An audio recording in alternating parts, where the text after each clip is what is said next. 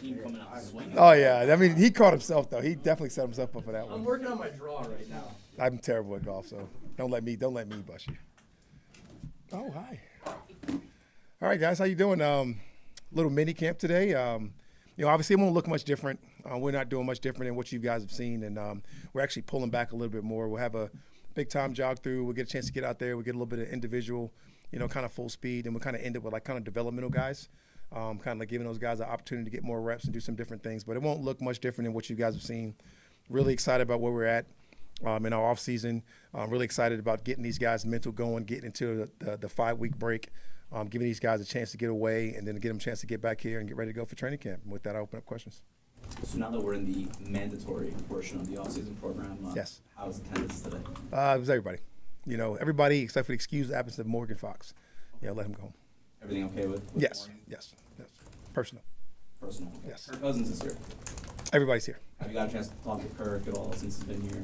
I got a chance to speak with everybody because I had my team meeting. So I got a chance to openly speak with everybody. I got a chance to actually speak with Kirk Cousins because he sit right up in the front row. So I saw him when he came in, and obviously he wasn't somebody that I've seen every day. So I got a chance to say what's up to him. Yes. And how's Kyle Pitts, the injury that he's been working through? He's dealing. It's tough always when you go through these things. Everybody's at different portions and different spots when you're talking about injuries. And hopefully he's going to be fine and look forward to him getting back when we come back to training camp and get going. We haven't seen Caleb McGarry the last couple of weeks of the TA this year today, and what's going on with him? Same thing, kind of like with the Cal stuff, extreme, caution with everything that we're doing. Feel really good about where he is and feel really good about where we're going. So I'm fired up. You'll get a chance to see him out there a little bit today with his guys and with our people, so that feels good.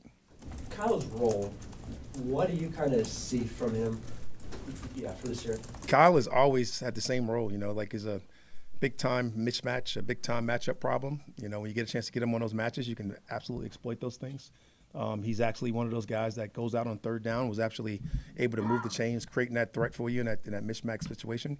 Most of the time, his big-time role has been in the pass game. It's been one of those things that he's been primarily at for us. Actually last year he grew a little bit in the run game department, providing a lot of run game for us and being able to have some plays that can go actually behind him, actually away from him. There were some of those different things. He's been a big part of our protection programs and some of his chips or some of the stuff that we have in our play action pass stuff. So he's developed his role as he's gone and become more of a complete tight end, so to speak. It's just that it's always hard to accomplish the goals that everybody else wants for him. And some of that pressure that lives on his chest is really accumulated by himself and us. I mean us as the media, because of how high he was drafted and how he's projected. We're very critical of a guy who had about 700 yards receiving and whatever amount of receptions he's had because of the spot that he got drafted, and rightfully so. So some of the pressure that we all put on ourselves, but really pleased on what he can do when he gets back, and really pleased on working with him throughout the process. I know Zach had mentioned there's smaller things that y'all kind of want him to evolve in, but when you look at him, where does his next step come in? I think it's just when you go to the targets to him, some of the individual cuts and getting better at those things, working with him and Michael together. And I think that's something they'll get done as soon as they have the opportunity to. And I really feel good about those guys' connection, just how it grew at the last 3 games of the season with Michael going out there. The big-time seam catch at the end of the game, the timing that it takes and requires to get those things done, and that critical of a moment. Those are more the moments that we want to see as an Atlanta fan. Those are more the moments we want to see as Atlanta coaching staff. Those are more the moments we want to see as a fan base. So, those are the things that you really just want to have. It takes time on task, and when you get a chance to get that time on task, you really feel good about it. What are the do's and don'ts, Coach, you want your rookies and your veterans this week at minicamp? This week, I kind of think we went through the do's and don'ts throughout the whole process. It's always hard as a rookie when you come in and you're trying to prove yourself to a brand new team, brand new teammates, brand new organization, brand new fan base, and you want to go so hard and you got to slow them down in that fashion. That's always the hardest thing to do. You got to learn how to practice. You got to learn what a walkthrough is in the National Football League. You got to learn what a jog through is in the National Football League. You got to learn what it's like to participate and cooperate and practice while going full speed against each other, but knowing exactly when to pull off and when to turn and run and how do you want to chase a ball. So, really, we just consistently in the offseason just pushing the effort, the energy, and the enthusiasm by these guys, and that's what they've been giving us. Regarding Kyle, I think last year he was coming off injury, he was healthier, and the performance was what it was. What did you see and how he did, and what gives you hope that maybe he can surpass what he did last season? He's super talented. It's always going to be the thing that gives you hope on Kyle, right? You're talking about a guy that's 6 whatever, runs 4 whatever, fast, Plays the tight end position. It was a very high pick for us that we got a lot of confidence in, and something that he can definitely do with his new quarterback. And getting those guys the accumulated reps and getting those guys out there definitely fires you up for having an opportunity to get him out there and be able to accomplish some of the goals that we have for him and some of the goals that he has for himself. You know, he has very high standards for himself, and I feel really good about those two working together and absolutely getting a better result. What was there something in particular that held him back from achieving what you wanted him to do last year? No, it's just a matter of going out there and doing it. So like he has all those things, all those opportunities, and they'll present themselves again.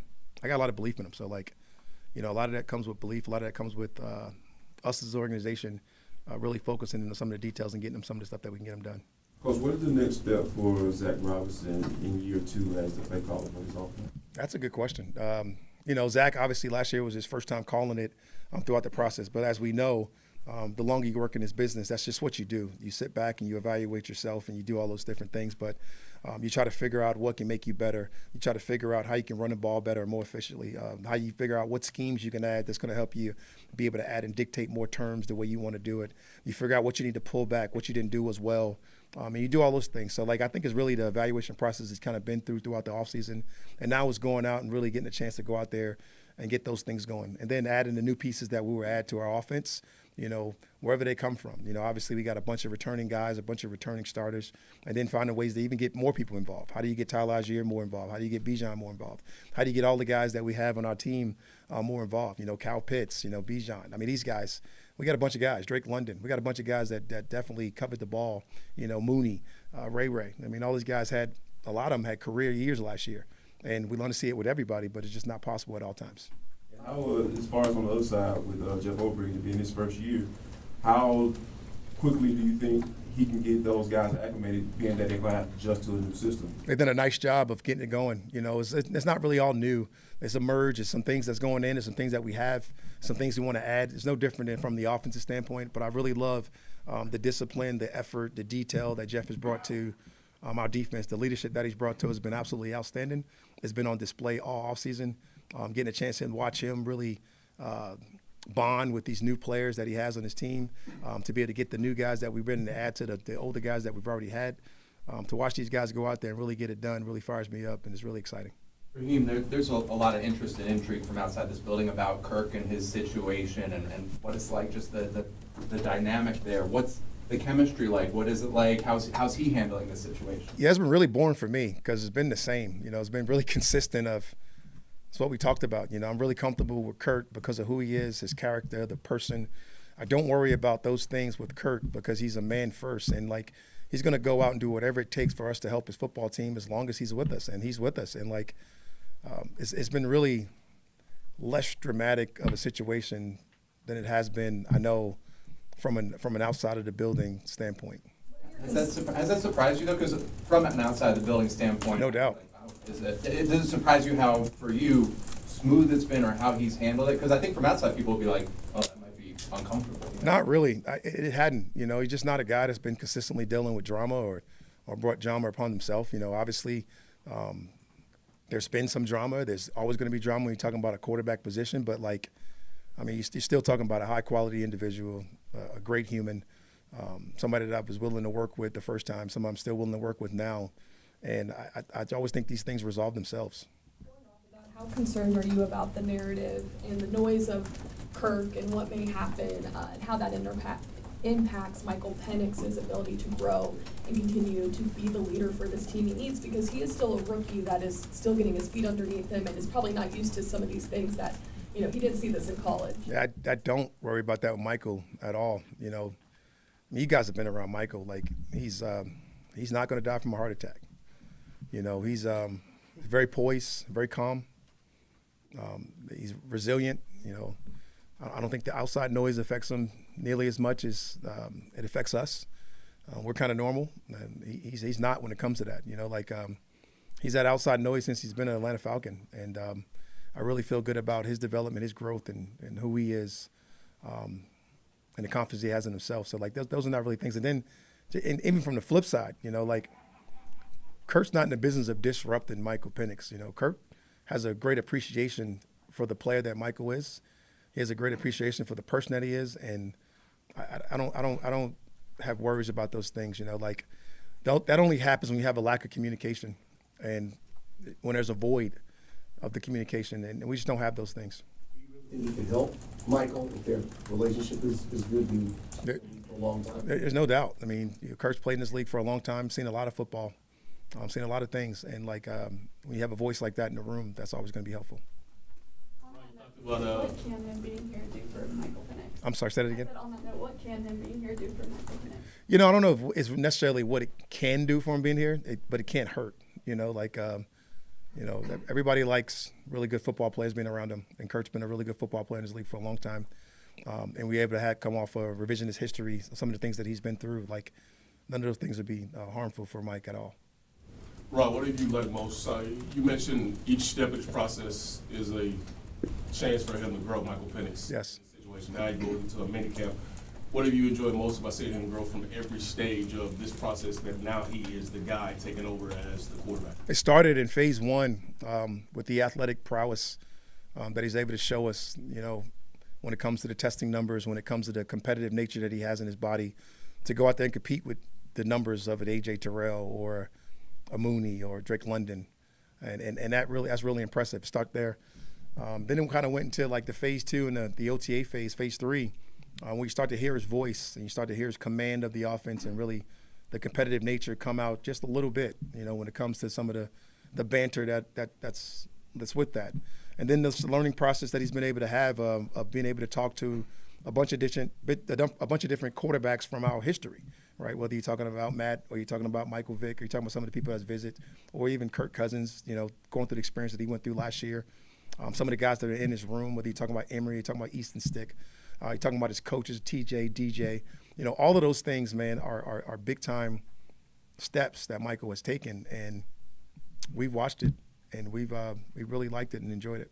When you say that the guys are here, like Kyle Pitts and Kirk Cousins, will we get to see them out on the field? Like, is that they're in the building or they're actually going to be out in the field? Kurt will be out there. You know, Kyle's still in the same status. You know, obviously we're working with extreme caution with Kyle and what we got going on, but you'll see the other guys. A couple weeks ago, Ike Hilliard called it athletic arrogance when it came to Mike.